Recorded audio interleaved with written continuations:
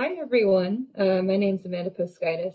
I'm with the National Wildlife Federation, and I'm going to be moderating this panel with some lovely speakers we have for you today. To start off, welcome. This is our panel on careers in green tech and infrastructure. While healthcare was understandably the most pandemic-proof career sector, the technology and infrastructure sectors have demonstrated resilience in 2020, as well as in recessions in the past, and have been necessary components of the development and distribution of vaccines. Additionally, a post-pandemic economy must continue to invest in innovation and infrastructure that is both climate resilient and climate smart. This is one of our most wide-ranging topic panels this year, with experts in climate solutions, watershed science, and smart city software, with degrees from zoology to geoscience, biology to psychology. These three speakers represent STEM in action and the edge of innovation. We will begin by introducing the speakers, and I'll ask them to each share a bit about their career paths, how they got to where they are now, and to give their advice for today's students. So we'll start with Dr. Elizabeth Bagley. As Director of Drawdown Learn at Project Drawdown, Elizabeth connects people with the most impactful climate change solutions through relevant, researched, and relatable sustainability content and initiatives. Before joining Project Drawdown, Elizabeth directed sustainability efforts at the California Academy of Sciences and designed the science content for video games at Leapfrog. Super neat. She has experience studying coral reefs, sea turtles, and butterflies in Kenya, and has worked as a naturalist in Glacier National Park. She has taught middle and high school science in Louisiana, K-12 science pedagogy to teachers, and science communication to graduate students at the University of Illinois at Urbana-Champaign. Elizabeth holds joint PhDs in Environment and Resources and Educational Psychology from the University of Wisconsin at Madison. And she earned joint Master of Science degrees in Conservation Biology and Sustainable Development and Educational Psychology, and Bachelor of Science degrees in Zoology and Biological Aspects of Conservation. So Elizabeth, take it away, and I'll Thanks so much, Amanda, and thank you everybody for being here. It is such a pleasure to be able to share my journey with you, because I think we all know that there's lots of different ways to journey through life, and I'll just tell you a little bit about how I did it. You know what? There we go. Okay, I think, how are we doing? Can we see this okay? All right, I'm gonna assume yes, Amanda. Is it looking good? Yes, it looks great. Okay, well, everybody, welcome to Sitka, Alaska. I am Elizabeth. I use she, her pronouns, and this is Sitka, Alaska, where I live, which is ancestral land of the Tlingit. So I'm so grateful that I made my way here, and I'll tell you a little bit about how I got here and how I'm helping the world reach drawdown. One of the things I think about is this question, which is, what comes to mind when you think of climate change and global warming? And I'm not going to use the chat function today. Normally I would do that and get all of our insights. But when 14,000 people around the world were asked this question, about 44% of those people talked about the outcomes of climate change. They talked about things like melting ice caps and stronger storms and lots of really scary, really real things that are happening because of climate change. Of those 14,000 people around the world, 18% talked about causes. They talked about things like the burning of coal, oil, and natural gas when they thought about climate change and global warming. And here's where I want us to focus. When those 14,000 people around the world were asked this question, only 3% of them said anything about solutions. And everybody, that is an incredible opportunity. This is a space where we can step in, we can start to move solutions from the academic world into the real world, putting them into place in our homes and communities all around the world. And that's what I do at Project Drawdown. I'm the director of Drawdown Learn. We are the world's leading resource for climate solutions at Project Drawdown. And at Project Drawdown, we think about this kind of stuff. We specifically think about what are the solutions that we have in hand today to help us reach drawdown, that point in time when heat trapping gases in the atmosphere stop increasing and start to slowly and steadily decline. We think about the 3 S's. So the first area up there is reducing sources, the importance of making sure we turn off all the taps of those heat trapping gases flowing into our atmosphere. The second is we want to support sinks, support what nature does best. And the third S is improve society. Now, I didn't start in climate work. I actually started here on this map. This is a picture of Spring Valley, Wisconsin. I grew up on a farm in western Wisconsin, and that's where I spent my days exploring. My parents thought it would be a great place to raise kids. Here I am holding a baby goat when I was a little one, and that's where my connection to nature really started. Now, I decided after high school that I wanted to get far away from Spring Valley, and I left this place to go to the University of Wisconsin at Madison. So if there are any Badgers out there, hello, I see you, and I hope all of you are having a great day. And when I was at UW Madison, I thought I wanted to be a doctor because I liked science, math was okay, and then I really quickly learned my sophomore year. I was in a class where it was all pre-med people, and part of the unit was an ecology unit, and we were studying a prairie, and I was the only person in this class of 100 people who actually enjoyed it. Everybody else just complained all the time, and I was like, ooh, light bulb moment, let's listen to this light bulb. I like this stuff, no one else does. I think I should maybe shift gears a little bit. So thankfully I was in a couple of other classes. I was in one called the African Storyteller, where we were learning about stories from Africa. I was also in another class where we focused on the metabolism of the city, really learning how systems worked.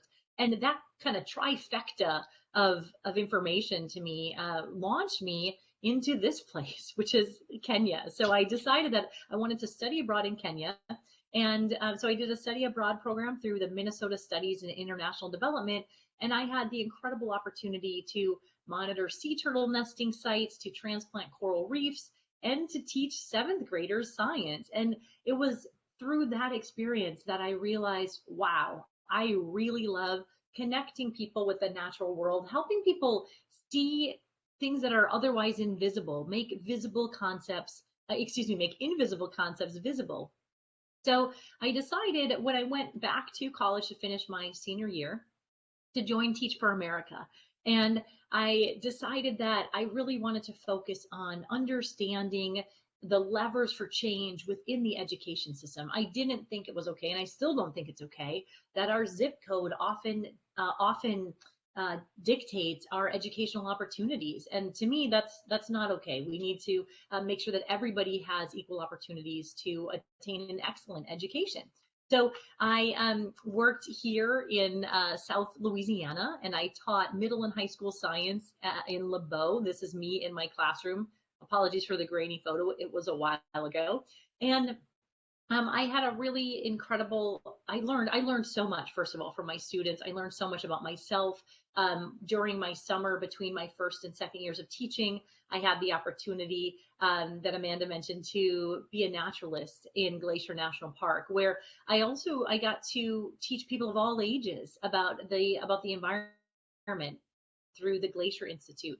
And at that moment, I realized, you know what, I want a bigger reach. I don't want to just have to have these one-on-one conversations with people. So I decided to go back to graduate school. And in graduate school, I designed video games. And I designed video games that could take these complex systems that we think about and help people manipulate them in ways that are more where they could see themselves as change agents, as people who can step up as problem solvers to solve some of the biggest problems that we have today. So one of the things I got to do was make invisible concepts visible.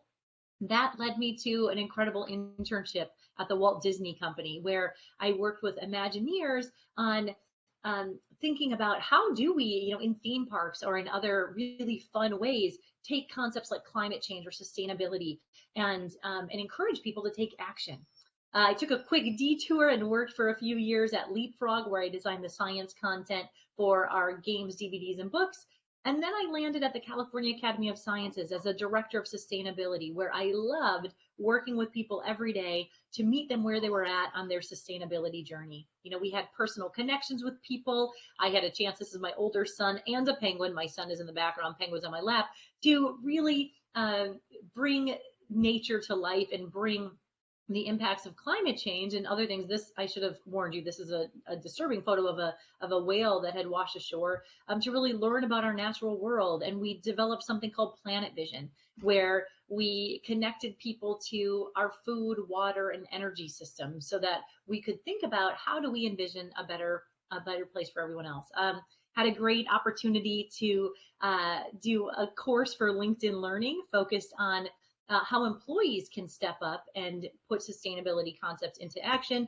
And that's what led me to Project Drawdown, which is where I am now, where I get to focus on the education and engagement around climate solutions. So I went through kind of rapid fire. Who was Elizabeth? How did she get here? And I will be very happy. I'm going to stop sharing my screen to answer questions when we get to the Q&A. So thanks for listening to my story, everybody. Thank you. Thank you, Elizabeth. That was wonderful.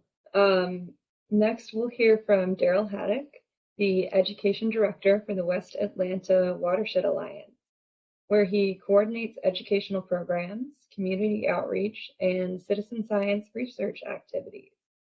Darryl has over 20 years of professional experience as an environmental scientist working for a consulting firm and the state of Georgia's Environmental Protection Division. Darryl is certified as a project wet trainer and interpretive guide by the National Association for Interpretation, and is completing an environmental education certification program with advanced training for environmental education in Georgia, a nationally accredited professional certification program for formal and non-formal educators. Darryl completed Jacksonville University with a BA in geography and recently graduated from Georgia State University with a master's degree in geoscience and applied GIS. So a lot of really neat experience there. Take it away, Darryl. And we can see your slides. Muted? I think I'm muted. All right. So I want to thank you all for having, can you hear me? Yeah. All right. And can you see my screen? Yes. Perfect. Excellent.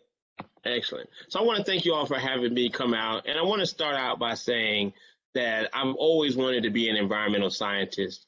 I think my journey started when I was probably about 4 years old. I used to watch PBS, and there was this really funny looking guy that used to come on PBS that had a really strange name. He used to wear a red skull cap. And he lived on a boat. He sailed the seas. He swam with whales and dolphins. And his name was Jacques Cousteau. And for a kid like me who lived in Newark, New Jersey at the time, there really wasn't anybody that looked like me or that was doing the things that he was doing that that really opened up a whole new world for me. And at the time, I remember, growing up in the 60s and 70s, and the optimism of the civil rights movement really had many of us believing that we were going to be the first Black this or the first Black that. And so I wanted to be the first Black Jacques Cousteau. And so, I tried to have a life full of experiences connected with nature. My parents allowed me to go to summer camp. My mother and father are originally from Atlantic City, New Jersey. And so I had a strong love and connection to the ocean and marine science. And eventually, through all of those kind of various and sundry routes, serendipitously found myself as an environmental scientist and a water scientist. Now I actually work for the West Atlanta Watershed Alliance, interestingly enough, and I've worked in many of the job sectors. I've worked in government. I worked for engineering firms as a principal investigator, doing Superfund work, and now I work for a nonprofit. And through all of those job experiences, one thing that has really settled in for me is that my job is to understand and protect how these urban areas provide the ecosystem services, the things that we sometimes take for granted, and how can we learn to appreciate them through programming. And I really tried to do that for the last 15 or so years with Wawa, by creating environmental education programs. We like to call them category, but they're intergenerational. So really all we're doing is taking, access to nature, environmental education, experiential education, and framing it in a platform that makes it readily accessible to everyone at all ages. Where Wawa works is the west side of Atlanta. So we work in 3 watersheds that are contiguous. The Project Creek, Sandy Creek, and Utoy Creek watersheds are the bodies of water that surround these urban creeks. And all 3 of these urban creeks emanate from very near downtown Atlanta, flow westward, and flow into the Chattahoochee River. And so because of all the trash, because of the sewage, because of the industrialization and urbanization, these creeks are oftentimes, filled with waste and pollution that often come from human sources. And a lot of that early work that I did as an environmental scientist was working in the field, looking at some of these environmental stressors, collecting data on those stressors, writing reports that would, serve clients. Sometimes they will be used to influence policy, and oftentimes they would be used to seek redress because a corporation might be the source of some of that pollution that we were investigating. You can see in these pictures on this slide that some of the green spaces that we have in the west side are impaired with trash. And it provides an opportunity for the folks that come to our program to use community science or citizen science, or sometimes it's also known as street science, to collect data and get applied science experience that allows them to solve problems. And really that is the exciting, message of the talk that I'm trying to give today, or will give today, is that science is so accessible. And a lot of times people oftentimes think that, as much as I love Bill Nye, that scientists all look like Bill Nye. And sometimes that creates a sense of anxiety as to whether or not, many of us can try to go after maybe STEM-related careers. And I would say, even for me, I was somebody that was not strong in math. I was strong in science, but I wasn't strong in math. And so oftentimes I would get intimidated because of the amount of math that, I had to have in some of my academic work. And I was a bit afraid that I wasn't going to ever be able to reach my goals and to actually see myself as a scientist. But, fortunately, I was able to graduate on time. And I kind of pulled it together after some fits and starts. So even with that BC average, I can stand here and say that I was an environmental scientist that had a long career. And so anyone out there that might be a little nervous or intimidated, if I can do it, believe me, you can do it. So as I was mentioning, in Atlanta, we have a pretty solid impact of work that highlights the value of what these urban watersheds have in terms of ecosystem services. And then Wawa uses that as a platform for education and stewardship.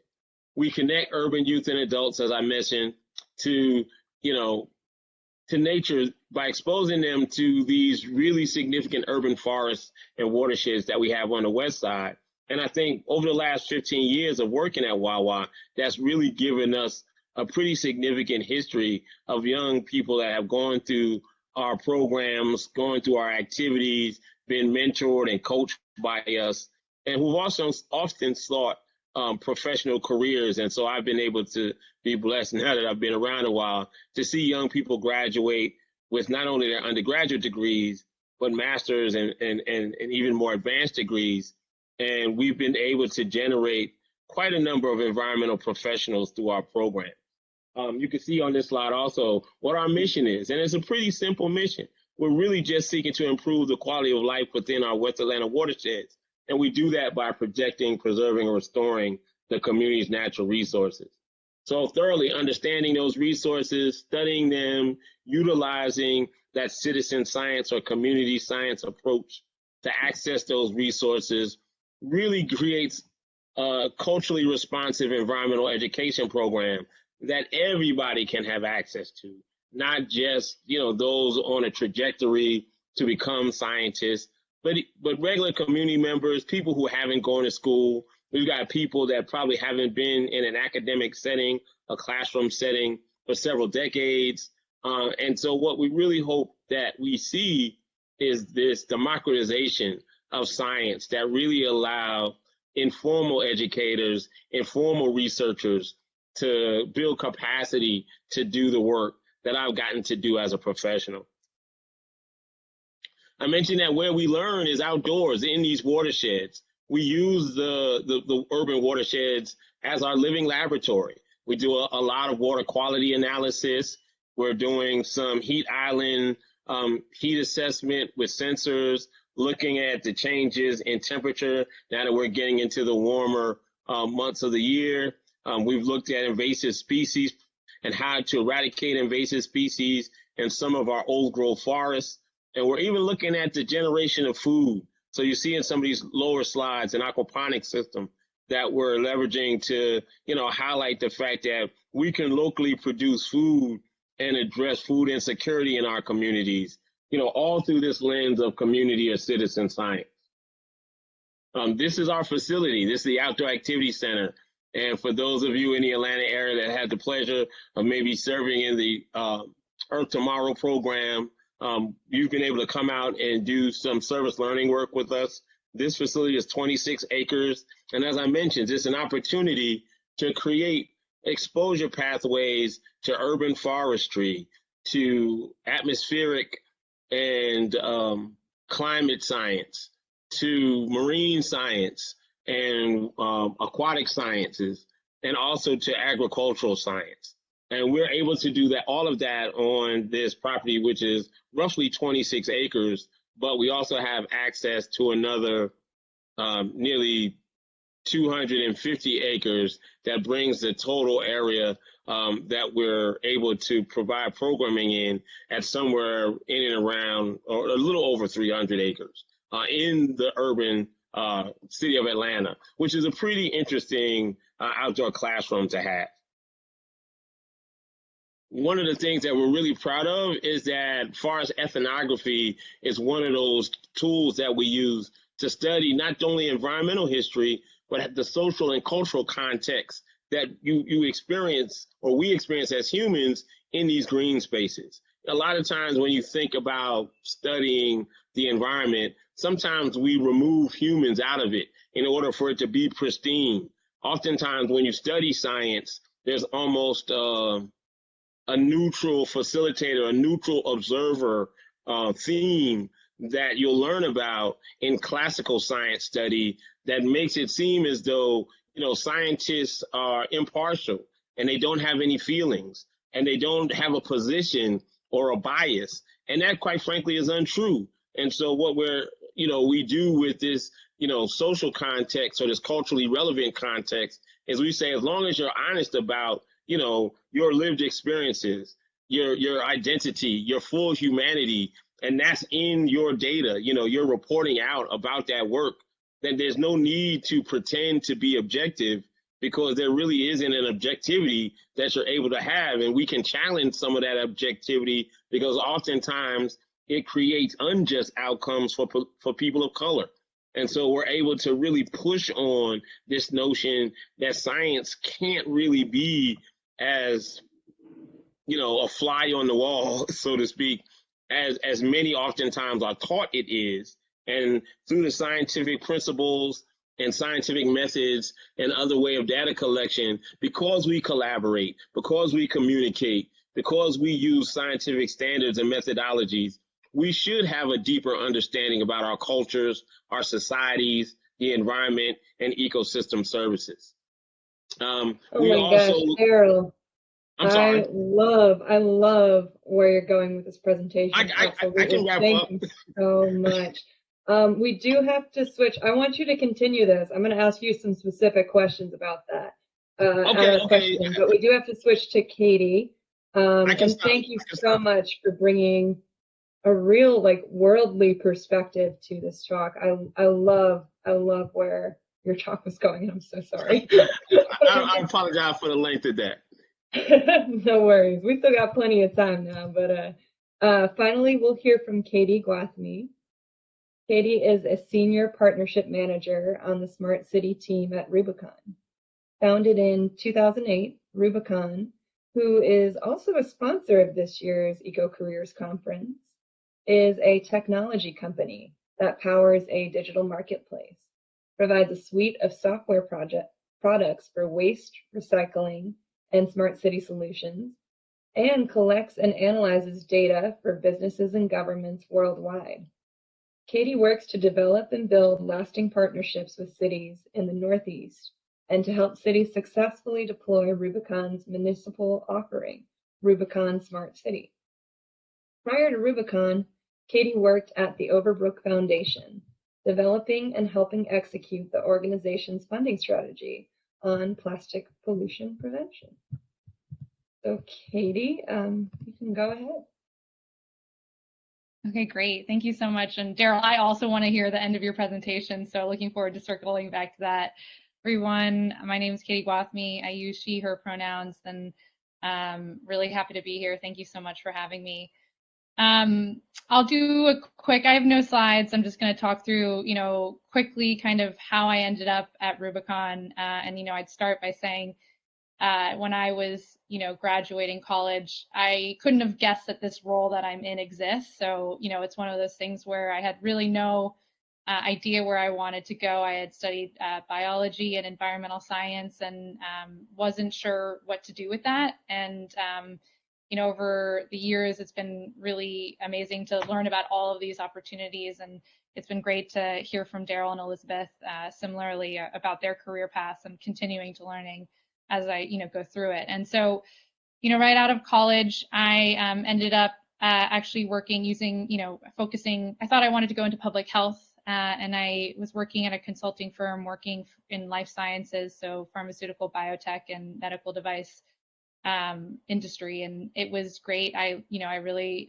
learned a lot of hard skills around just synthesis of information and Excel and PowerPoint, but I didn't really end up wanting to go into that industry in the end. I didn't really want to end up in pharma, and I really missed working in the environmental sector. But, at that time, I was like, what, I didn't know where in the environmental sector, that the sector is so large, it encompasses so much, there's so many issues, where do you go from that? And I was lucky enough to end up at a foundation, the Overbrook Foundation in New York, which worked to give grants to human rights and environmental nonprofits in the US and Latin America. And there I, really was able to work with amazing nonprofit leaders that were focusing on a range of issues from environmental justice to Latin American biodiversity to plastic pollution and the circular economy. And it was great. The human rights and the environmental program areas were very interconnected because these two issues are not separate. And it was a tremendous learning experience for those 2 years. And while I was there, I really focused heavily around plastic pollution and helping our program manager kind of develop a funding strategy for plastic pollution. And that started from funding frontline communities near petrochemical plants to, innovative reusable container delivery methods to, recycling and solid waste. And as I worked in the space, I really wanted to dive deeper and really focus exclusively on that. And at the time, I kind of was looking around and really used a B Corp website, which a B Corp is a third-party certification that certifies private companies on meeting, environmental and social missions in addition to their, mission, their financial mission. And so I used that list heavily, and at the top of that list was Rubicon, which was, focusing on ending waste, and particularly, working not only with commercial sector to manage waste and recycling portfolios, so that companies could better manage and recycle more of their materials, but also working with city governments. And so it was serendipitous type timing at the time that I was looking. Our smart city business was growing, and so I joined, Rubicon Smart City and working kind of to develop partnerships with cities in the Northeast.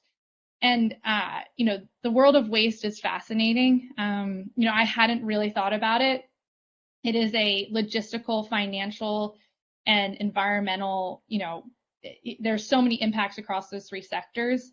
And for cities in particular, waste and recycling services, or cities that pick up citizens' waste and recycling, it's one of the places that government touches a citizen's life on a weekly basis. And the more you dig in, for me, it's building partnerships with these cities and helping them use technology, and our technology that goes actually inside of the trucks that go up and down every city street to pick up your garbage and recycling, to better manage those operations and to make them more sustainable. And it's been such an amazing learning experience to work with public works directors and drivers and supervisors, and to really see what an operation this is, to manage. It's not only waste that is contributing to climate change, but the actual management of waste is as well, from picking it up to getting it to landfills, to trying to ensure that we have clean recycling. It's all, and our city governments provide that services to citizens on a weekly basis. And I have so much respect for, the work that these folks are doing day in and day out, that often can go unnoticed because you just don't really think about it, because your trash gets picked up and your waste gets taken away. And so, in particular, my job is to work with these city governments to implement kind of our technology and to help them use data to improve their operations, whether that being making their routes more efficient and reducing, the time that vehicles are on the road, or helping to, note where contamination is occurring, and, where, inappropriate or things that can't be recycled are in recycling bins. And so it actually makes it harder to recycle, in total. So noting that and helping cities develop, more targeted recycling campaigns to help citizens understand, because it's very hard. I am, the first to admit there are so many different recycling rules across different cities and municipalities. And so we're working with cities to do that, as well as, helping to, verify verify that service and that they're there every day. And, if there are any issues for picking up the trash and recycling, what those are. And, it's been really exciting. We're working with up to 55 cities now, and it's been a really amazing experience, and something I never, knew existed at that intersection of kind of solid waste, city government, and technology. And so I think I'll stop there. Thank you so much to all of our speakers. A lot of your experiences and wisdom and energy shared today, I think, is going to help a lot of people. Darryl, I wanted to specifically circle back to you, because we really, I think, all wanted to hear the end of your talk, and I'm so sorry to have had to cut that short. And a specific question that came up is, in your introduction, several certifications and accreditations were mentioned. And can you speak to the importance of continuing education, both in general and in STEM specifically? Yeah, and I'll gonna maybe cycle back to just that touch point of my insecurity. The one thing that I really am blessed at is that I, am part of a privileged class in terms of, being a scientist. And so recognizing that privilege, is wonderful and is dangerous. and so it can create, if you're working for an engineering company or maybe even a government, a little bit of I don't know, maybe big-headedness, maybe arrogance, because you drive around in a state or a federal truck, you have a badge. In some cases, you can enforce, you can go up on sites and kind of look around and ask people about what's going on. And so that can kind of put you in a space that you don't always, come out very community facing. And a lot of times those professors have difficulty even communicating, at the level that I've had to learn how to communicate, doing community-based work, because it's very different work. So I would say that the one thing that I did was really seek a lot of validation, a lot of opportunities to be certified, so that I always had new skills, and I was always kind of updating, my resume professionally, and also, maybe updating my, lexicon, my vocabulary, my skill sets, because you're going to find that it's very competitive. and you're going to need to be able to sit in different kinds of rooms across from different kind of people, and you don't want to, be subject perhaps to maybe some of that, that energy that I had, early on in my career. Well, thank you so much for sharing all of your wisdom. Really, funny, the ego can get in the way. You got to make sure you check that sometimes. I agree. And I think I have a few questions. We have until 3:10, and afterwards we can encourage participants to continue the conversation in the Green Tech Lounge. But the first question for all of you, and I think we can start with Elizabeth, then go to Darryl, then go to Katie. So maybe maybe 30-second responses would work for this one if you can. Is what has been the most challenging hurdle over this last year related to your career? And Elizabeth, we'll go to you first. Oh, thanks, Amanda. I think the most challenging hurdle for me, I started this job the week before lockdown started. So I would say starting a new job, and we are all remote. So at Project Drawdown, we all work all over the country. And so I think the hardest part for me probably has been building trust and getting to know coworkers. Like I've just never had to do this before. So that's definitely been a learning experience, and really grateful for the coworkers I've had and the relationships we've been able to create, even though we've never actually met in person.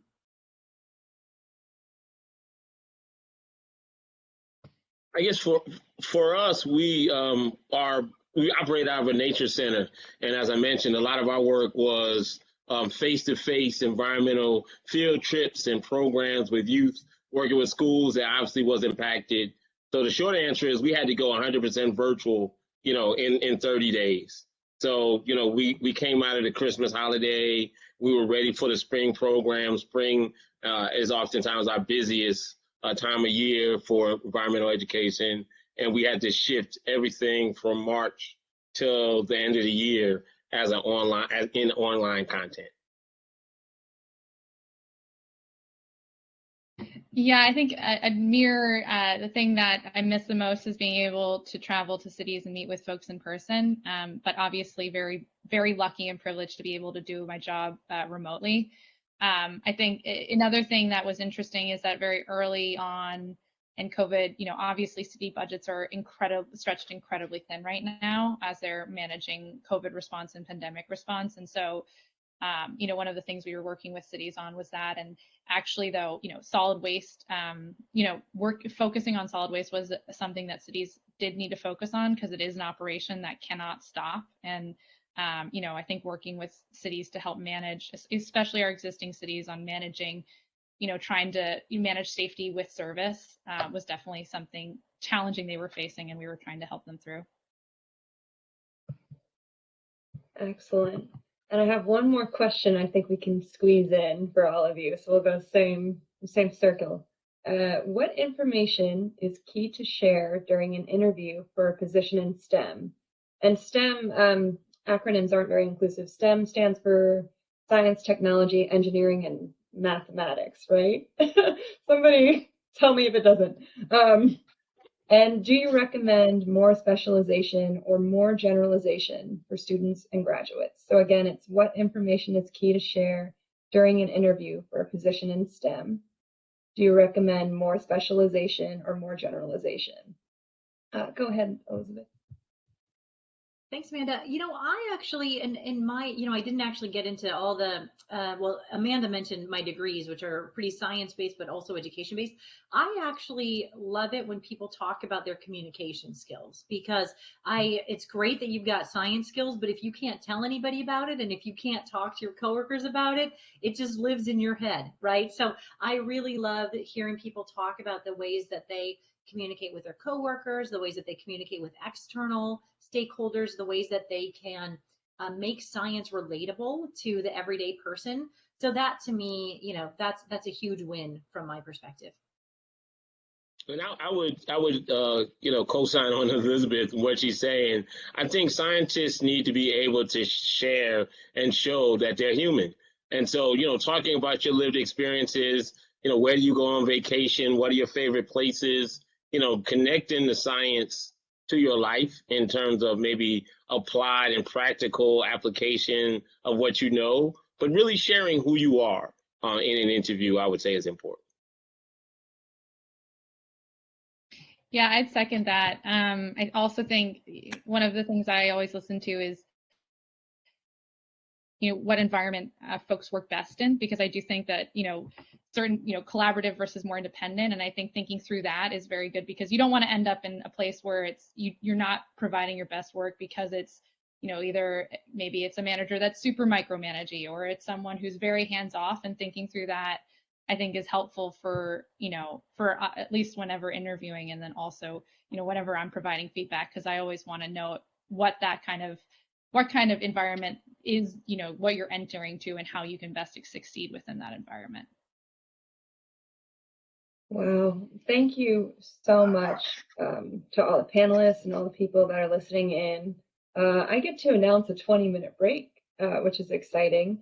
And I also want to encourage participants to continue the conversation in the Green Tech Lounge, and to check out the colleges, universities, and organizations in the Expo Hall. So take a break, check out the lounge, check out everything else, and thank you so much for joining us. Thank you.